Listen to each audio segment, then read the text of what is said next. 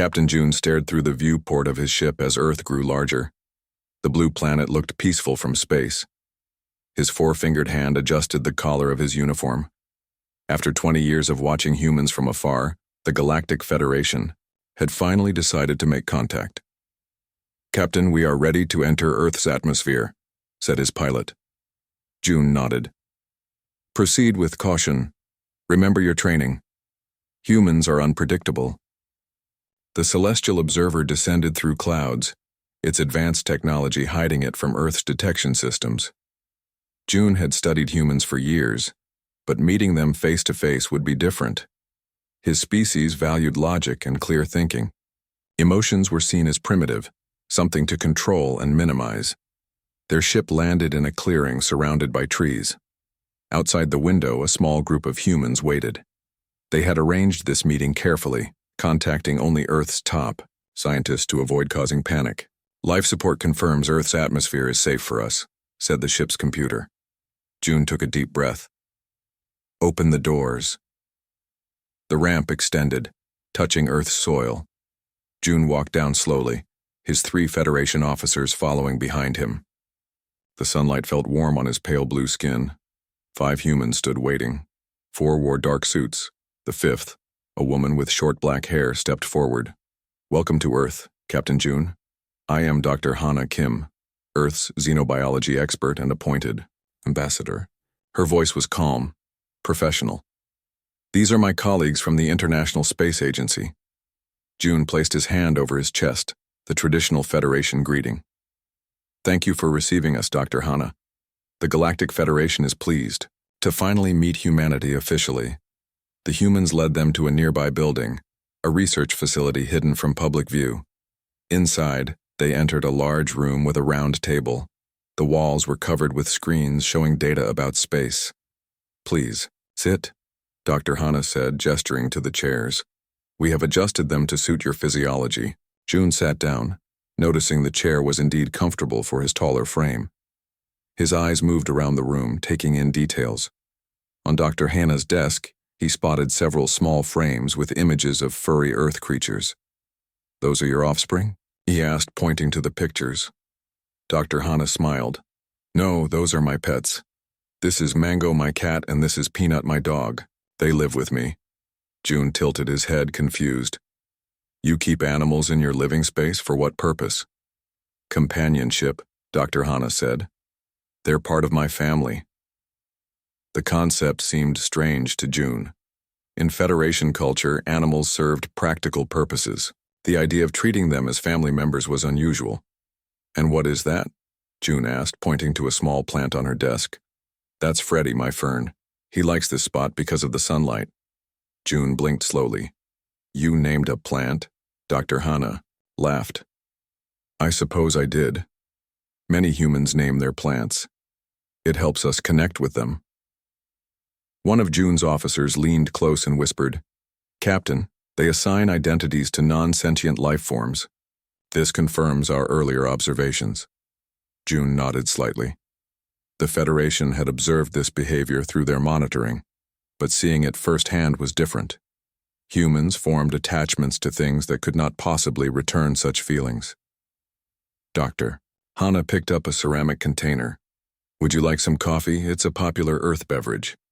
We have analyzed it and confirmed it's safe for your consumption," one of her colleagues added. June accepted the offer. The dark liquid was bitter but stimulating. He noticed Dr. Hana drinking from a specific container that had writing on it. "What does your container say?" he asked. "Oh, this? It says World's Best Mom. My daughter Sumi gave it to me 3 years ago. I use it every day." "You keep the same container for years? Would not any container serve the same function?" Dr. Hana smiled, running her finger over the writing. "This one is special because it was a gift from someone I love." June made a mental note. Humans assigned emotional value to inanimate objects based on who had given them. Fascinating. The meeting continued with discussions about technology, culture, and potential cooperation between Earth and the Federation. June shared information about the 27 species that formed the Galactic Federation, while Dr. Hana explained Earth's diverse nations and cultures. 3 hours into their meeting, Dr. Hana's communication device made a sound. She looked at it and her face suddenly changed. The calm, professional expression disappeared, replaced by something June had never seen before. "I apologize, but I must take this call," she said, standing quickly. June watched as she moved to the corner of the room. Her body language had completely transformed. Her shoulders tensed, her hand gripped the device tightly, and her voice became higher. "What happened? Is she okay? Which hospital?" Dr. Hana's breathing had become rapid. "I'm coming right now." She returned to the table, her face pale. "I apologize, but I need to end our meeting. My daughter Sumi has been in an accident. She's in the hospital." June stood. "Is there anything we can assist with?" "No, thank you. My colleagues will continue the discussions. Please excuse me." Dr. Hana gathered her belongings with shaking hands. As she rushed out, June turned to one of the human scientists. "Is Dr. Hana injured? She appears to be in physical distress." The scientist looked surprised. "No, she's not injured. Her daughter is. But of course she feels the pain anyway." "She experiences physical symptoms from another human's injury? Even when separated by distance?" June asked. "It's called empathy," the scientist explained. "When someone we care about is hurt, we feel it too. Not literally the same physical pain, but emotional pain that can cause physical reactions." After Dr. Hana left, the meeting continued, but June found himself distracted. He kept thinking about what he had witnessed. This empathy seemed more powerful than the Federation had realized. Later, back on their ship, June's science officer presented her findings. "Captain, our initial assessment of humans was incomplete. Their ability to form emotional attachments extends beyond their own species. They bond with animals, plants, even inanimate objects." June nodded. "I observed this. Dr. Hana treats her pets as family members and has named a plant. But there's more," the science officer continued. "When Dr. Hana received news of her daughter's accident, her vital signs changed dramatically.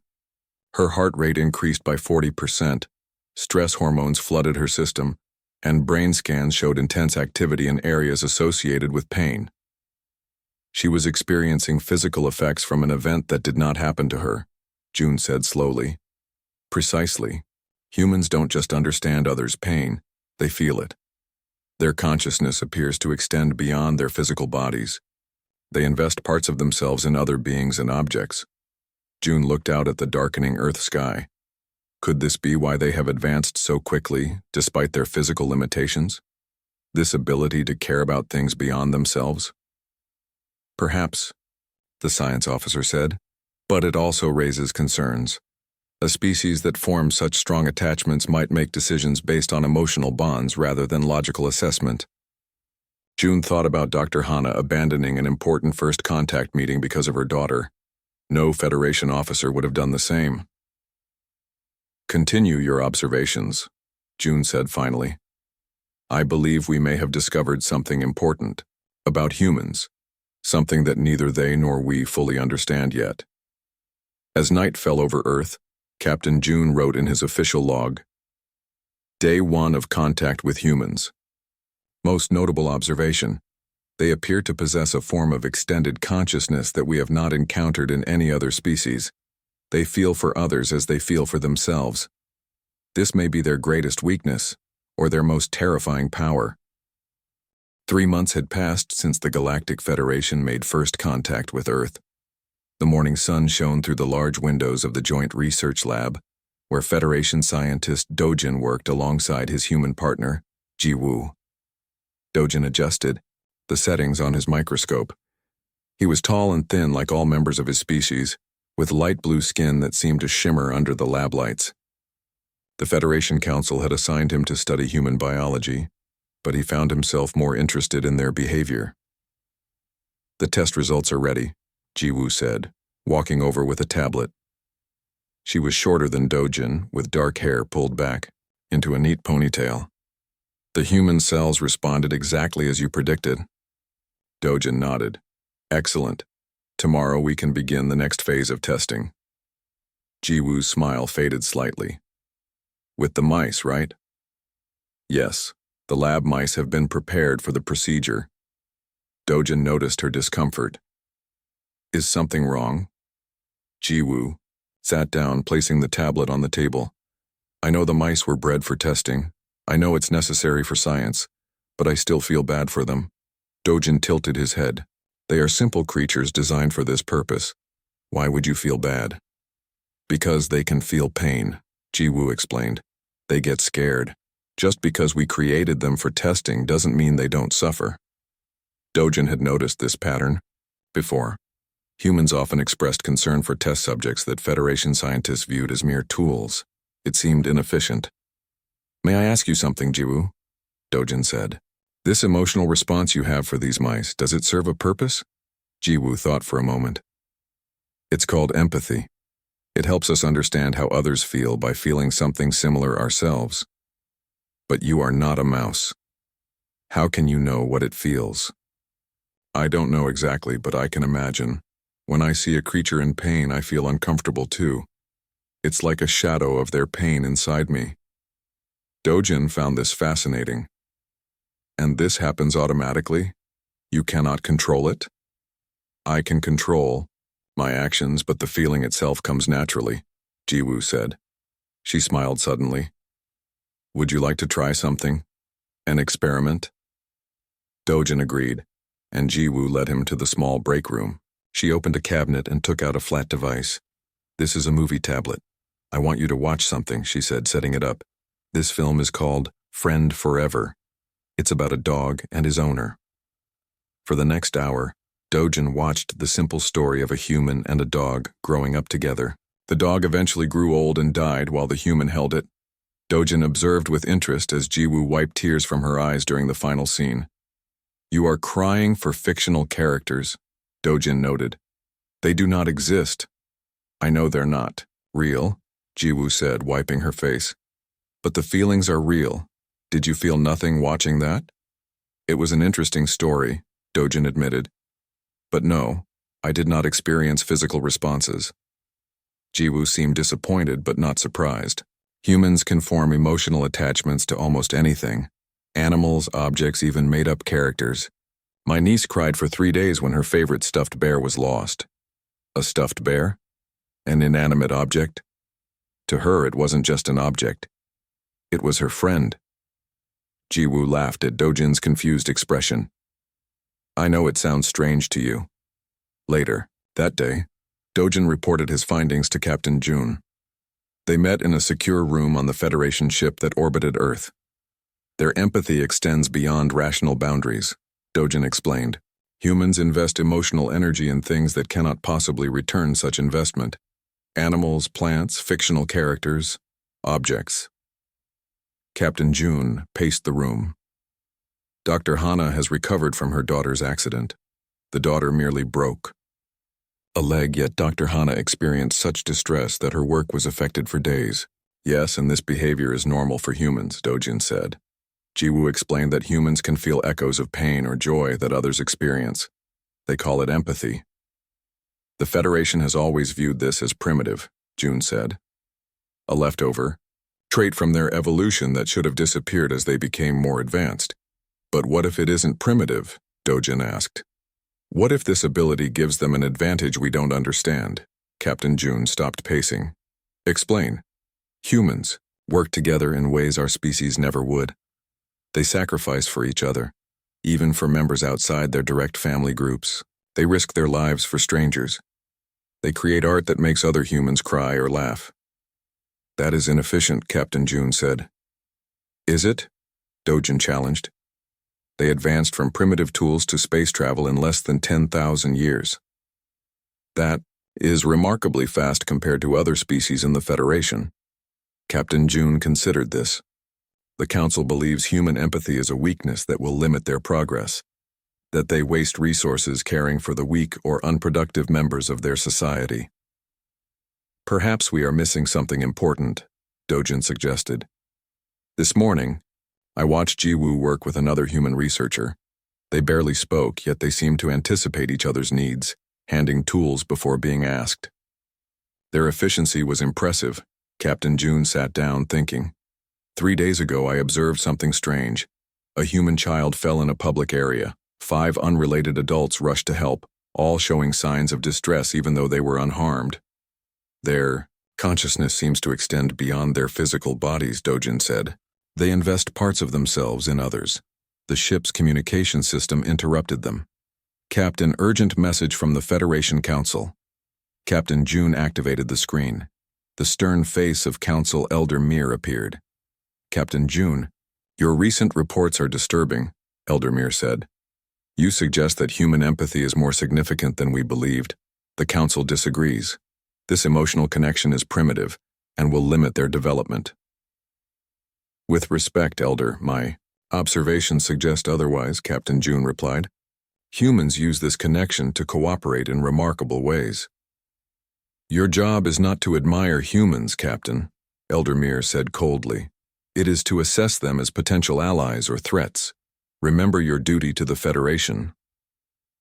After the call ended, Captain June looked troubled.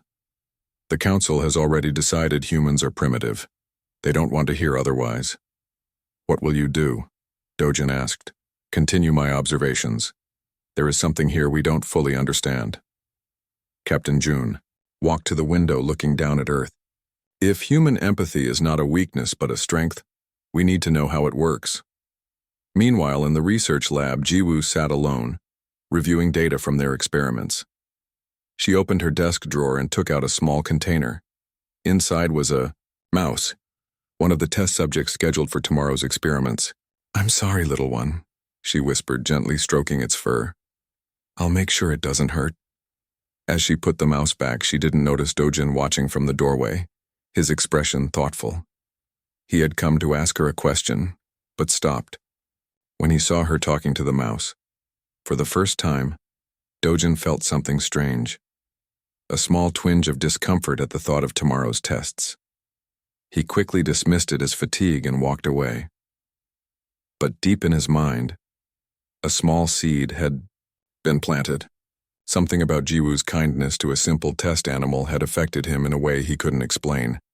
That night, Dojin dreamed of the movie character, the dog that died while its human held it. In his dream, he felt an unfamiliar ache in his chest. When he woke, he checked his vital signs, but everything was normal. Yet something had changed. And for a species that prided itself on logical thought, this small change was both fascinating and terrifying. 6 months after first contact, Earth faced a serious threat. Captain June stood in the Federation ship's command center, watching the large screen with concern. The display showed dozens of dark ships moving toward Earth's solar system. The Voidwalkers have changed course, said his first officer. They will reach Earth in 14 days. June frowned. The Voidwalkers were known throughout the galaxy as conquerors. They moved from planet to planet, taking resources and leaving destruction behind. No species had successfully stopped them. We must inform the Federation Council immediately, June ordered. Within an hour, the council appeared on the main screen. 5 elders sat in a half-circle, their faces showing no emotion. Captain June, we have reviewed your report about the Voidwalker fleet, said Elder Mir. The Federation has decided not to interfere. Not interfere? June repeated. Earth is defenseless against the Voidwalkers. Their technology is centuries behind. That is unfortunate but not our concern, said another elder. The Federation policy is clear.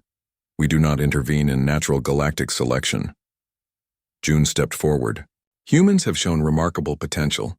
They could become valuable allies if given time to develop. They are too primitive, Elder Mir said firmly. Their emotional nature makes them unpredictable and potentially dangerous. Your own reports show they form irrational attachments. Those attachments might be their strength, not their weakness, June argued. Your judgment appears compromised, Captain, Elder Mir said, narrowing his eyes. You have spent too much time with humans. Return to Federation space immediately. That is an order. After the call ended, June sat in silence. His first officer approached carefully. Captain, we must prepare to leave orbit. All Federation personnel on Earth need to be recalled. Send the orders, June said quietly. Within hours, Federation scientists began returning to the ship. But something strange happened. Several did not respond to the recall order. Among them was Dojin. "We've located Dojin's signal," reported the security officer. "He's at the human research facility. He's not moving." June decided to retrieve Dojin personally. He took a small shuttle to the surface and entered the research building. He found Dojin in the lab, working calmly beside Jiwoo. "Scientist Dojin, you have ignored direct orders to return to the ship," June said. Dojin looked up from his work. "I received the order, Captain. I chose not to follow it." June was shocked. No Federation member had ever directly disobeyed a recall order. "The Voidwalkers are coming," June explained. "The Council has ordered all Federation personnel to leave Earth immediately." "I know about the Voidwalkers," Dojin said. "That's why I'm staying. I'm helping Jiwoo develop a defense system." Jiwoo stepped forward. "Captain June, we need more time. With Dojin's help, we might create a shield that could protect our major cities. The Federation has forbidden interference," June said. "Then I will no longer represent the Federation," Dojin replied calmly. "I choose to help humans." June couldn't believe what he was hearing. "You would abandon your duty, your people, for humans?" "Not just for humans," Dojin said. "For Jiwoo and her family, for the researchers I've worked with, for the children I've met." June realized with alarm that Dojin had developed the very trait they had been studying, human-like empathy. He had formed personal attachments that now outweighed his loyalty to the Federation. "You are not the only one," June said, suddenly understanding. "Other Federation scientists are refusing to return as well. We care about what happens here," Dojin said simply. Back on his ship, June faced a crisis. 12 Federation members refused to leave Earth. When he ordered security teams to bring them back by force, 5 of his own crew sabotaged the transport shuttles, making retrieval impossible. "This is unprecedented," said his security chief. "They have formed emotional bonds with humans strong enough to override their primary loyalties." June called an emergency meeting with the remaining senior officers. "We face a situation the Federation has never encountered," he told them. "Our people are being affected by prolonged contact with humans. They are developing emotional attachments that change their behavior." "Like a virus?" asked the medical officer. "More like a contagion," June said. "Human empathy appears to be transferable. Our people spend time with humans, observe their emotional connections, and begin to form similar bonds themselves." "That's impossible," the first officer protested. "Our species evolved beyond such primitive traits thousands of years ago, and yet it's happening," June said. "The question is, what do we do now?" The ship's alert system suddenly activated. "Captain, we have a problem. 3 crew members have disabled the weapon systems and escaped to the surface." The situation was growing worse by the hour. June needed to make a decision. He returned to his private quarters and opened a secure communication channel to someone he trusted, Dr. Hana. Her face appeared on the screen, looking concerned. "Captain June, I've heard rumors that your ship is preparing to leave. Is it true? We? Federation has ordered us to depart and not interfere with the coming Voidwalker attack," June said honestly. Dr. Hana's face showed shock, then anger. "You would just leave us to die? After everything we've shared?" "The Council believes humans are too primitive to be worth saving," June explained. "They fear your emotional nature." "Our emotions make us human," Dr. Hana said. "They're not a weakness." "I'm beginning to understand that," June admitted. "But the Council sees something dangerous. They believe human empathy is spreading to our people like a contagion." "Is that what you believe?" Dr. Hana asked. June thought about Dojin, about the crew members who had sabotaged their own ship, about his own growing attachment to Dr. Hana and her daughter Sumi, who had fully recovered from her accident. "I believe there is something about humans that changes those who spend time with you," he said carefully. "You extend your consciousness beyond yourselves. You care about others as if they were part of you, and somehow you make others care too." On the main Federation Council ship, Elder Mir reviewed the reports from Earth with growing alarm. 23 Federation members now refuse to leave the planet, he told the other elders. They cite personal attachments to humans as their reason. This confirms our worst fears, said another elder. Human empathy is not just a primitive trait, it's a mimetic hazard. Explain, demanded the head elder. Humans don't just feel emotions, they spread them, Elder Mir said. They infect other species with their attachments, making them value specific individuals over collective benefit. If this spreads throughout the Federation, our entire civilization could collapse. How is this possible? Asked the head elder. We don't know yet, Elder Mir admitted. But I propose we classify human empathy as the most dangerous weapon we have ever encountered. More dangerous than any technology.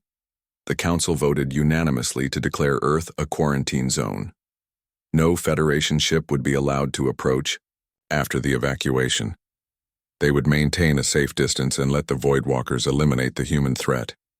What they didn't realize was that at that very moment, Captain June was making his own decision, one that would change the galaxy forever.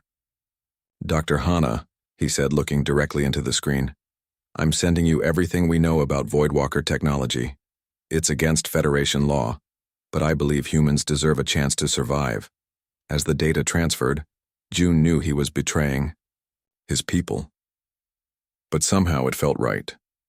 For the first time in his life, he understood what humans called doing the right thing, not because of rules or logic, but because he cared. And that realization terrified him more than the Voidwalkers ever could. The sky above Earth filled with ships. The Federation fleet hung in high orbit, a ring of advanced vessels maintaining what they called a safe observation distance. Below them, the first Voidwalker ships entered the atmosphere, their dark hulls absorbing sunlight rather than reflecting it. On the Federation command ship, Elder Mir watched the screens with cold eyes. The containment fleet is in position, reported an officer. No ships can enter or leave Earth's atmosphere without our permission. Excellent, said Elder Mir. We will observe the Voidwalker conquest from a safe distance. This regrettable but necessary measure will eliminate the human empathy threat. What about Captain June's ship? Asked another elder. They have not joined the containment fleet. Elder Mir's face hardened. Captain June has gone silent. We believe his crew has been compromised by human influence. His ship is now classified as potentially hostile. On Earth, in a fortified bunker beneath the International Space Agency headquarters, Dr. Hana worked frantically with a team of scientists and engineers. Large screens showed the approaching Voidwalker ships. The first wave will reach major cities in 6 hours, said a military officer. Our conventional weapons will be useless against their shields. Dr. Hana nodded grimly. Then we need to finish this now. She turned to the group of Federation scientists who had chosen to stay and help Earth. Dojin stood among them, looking tired but determined. The data Captain June sent us reveals a weakness in Voidwalker shield technology, she explained. They use a frequency pattern that can be disrupted by precisely timed electromagnetic pulses. Dojin stepped forward. The problem is power. Earth doesn't have enough energy sources to generate pulses strong enough to affect the entire Voidwalker fleet. We'll target their command ships first, Dr. Hana said. If we can disable those, the rest might fall into disarray. A young woman entered the room quickly, carrying a tablet. It was Sumi, Dr. Hana's daughter, now working as a communications specialist. Mom, we're receiving a transmission from Captain June's ship, she said. They're requesting permission to enter Earth's atmosphere. Dr. Hana looked surprised. The Federation has ordered a full quarantine. Any ship approaching Earth will be fired upon by the containment fleet. Captain June says he has a plan, Sumiyaf replied. But he needs to land now before the Federation realizes what he's doing. Dr. Hana made her decision quickly. Tell him where to land, and send our fastest transport to meet him. High above Earth, on the bridge of his ship, Captain June faced his loyal crew. Half of his original officers had joined the containment fleet, believing the Federation's claims about the human threat. Those who remained had all spent significant time with humans and formed their own opinions. What we're about to do violates every Federation law, June told them. Anyone who wishes to leave may take an escape pod now. No one moved. Very well, June said. Activate the stealth shields and prepare for atmospheric entry. The Federation will detect us eventually, but we only need a small head start. As his ship broke from the formation and dived toward Earth, alarms sounded on the Federation command vessel. "Elder Mir, Captain June's ship has broken quarantine," shouted an officer. "They're heading for Earth at maximum speed. Shoot them down," Elder Mir ordered, his calm facade cracking. "They're using advanced stealth technology. Our weapons can't get a lock." Elder Mir slammed his fist on the console. "Send pursuit ships. They must not reach the surface." But it was too late. June's ship entered Earth's atmosphere, protected by stealth technology that made it nearly invisible to both Federation and Voidwalker sensors. On the ground, Dr. Hana and Dojin met Captain June at a hidden landing site. Federation crew members quickly unloaded large metal containers from the ship. "What are these?" Dr. Hana asked. "Federation power cores," June explained. "Each one contains enough energy to power a city for a year. Together, they should generate the electromagnetic pulse you need." Dojin examined one of the cores with wide eyes. "You stole these from the Federation?" "The punishment is death." June nodded. "I am aware." "Why?" Dr. Hana asked simply. "Why risk everything for us?" June looked at her, then at the humans and Federation members working side by side to save Earth. "Because the Federation is wrong about humans," he said. "Your empathy isn't a weakness or a disease. It's something we lost long ago, the ability to care deeply about others." As they transported the power cores to the pulse generator sites around the world, the first Voidwalker ships began their attack. Cities were hit with energy weapons that cut through buildings like paper. Millions of people fled to emergency shelters. In the command bunker, Sumi monitored communications from around the world. "The Voidwalkers have destroyed our satellite network," she reported. "We're switching to ground-based communications." Dr. Hana looked at the main screen showing the pulse generator network. 4 generators are online. We need at least 8 to create a strong enough pulse. "The North American generator is under attack," said a military officer. "They won't survive long enough to activate it." Captain June made a quick decision. "I'll take my ship there. We can provide cover while they finish the installation." "That's suicide," Dojin protested. "Your ship cannot match Voidwalker firepower." "We don't need to win," June said. "We just need to buy time." As June prepared to leave, Dr. Hana stopped him. "Why are you doing this? These aren't your people." June considered her question carefully. "The Federation fears human empathy because they don't understand it. They think when you care about something outside yourself, it makes you weak. But I've seen the truth." "What truth?" Dr. Hana asked. "When humans care about something, they fight for it as if fighting for themselves. Your consciousness extends beyond your bodies. You feel connected to others in a way my people have forgotten." Above them, the Federation containment fleet watched as the Voidwalkers continued their assault on Earth. Elder Mir received reports with growing concern. "The humans are putting up more resistance than expected," said an officer. "And they appear to be building some kind of planetary defense system." "Impossible," Elder Mir said. "Their technology is primitive. Sensors detect Federation energy signatures on the surface. Captain June must have provided them with advanced technology." Elder Mir's face darkened with anger. "This confirms everything.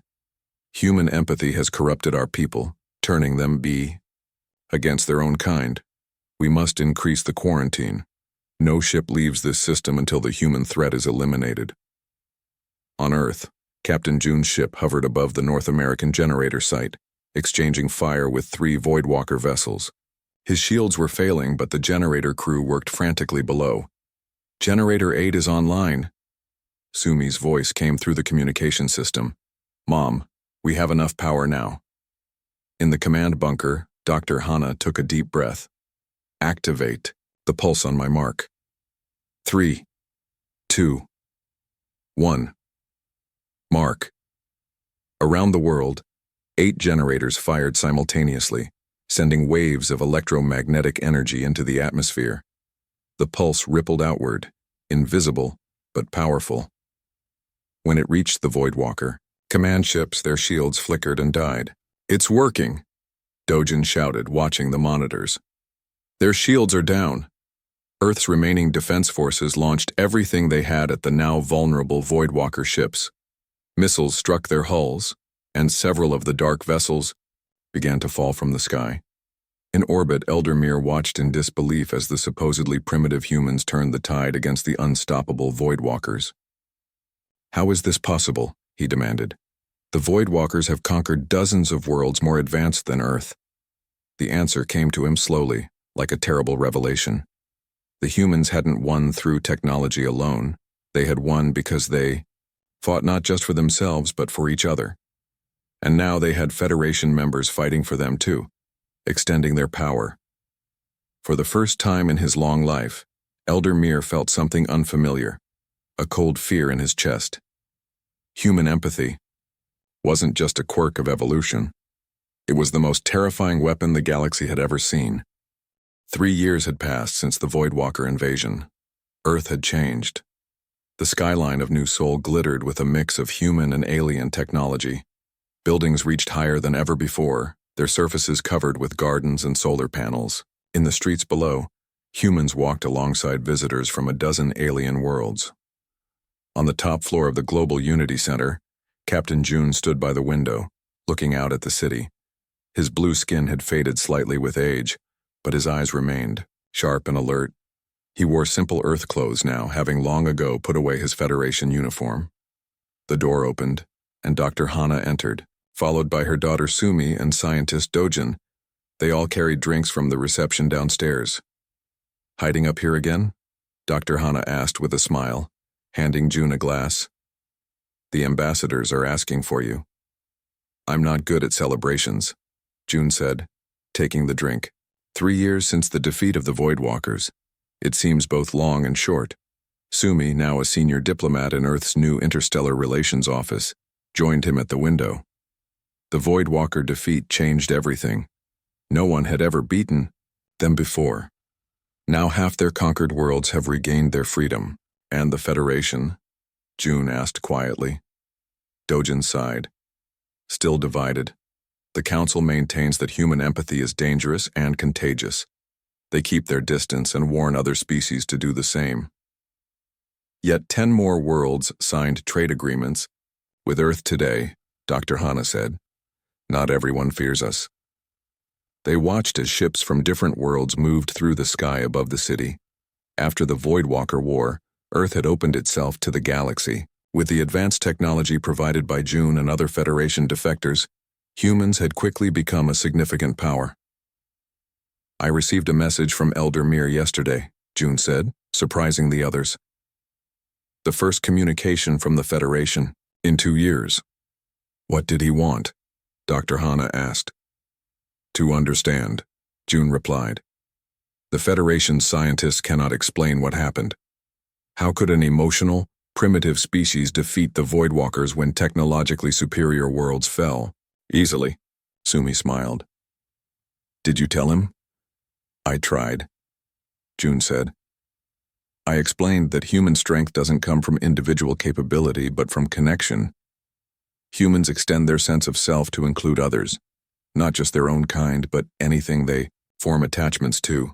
Dr. Hana nodded. "It's true. When we care about something, we fight for it as if fighting for ourselves. The Federation can't understand this concept," Dojin added. "Their entire civilization is built on logical self-interest. Each member looks after themselves and follows rules that benefit the collective. But they don't truly care about each other as individuals. That's what they fear about humans," June said. "Not your technology or even your rapid advancement.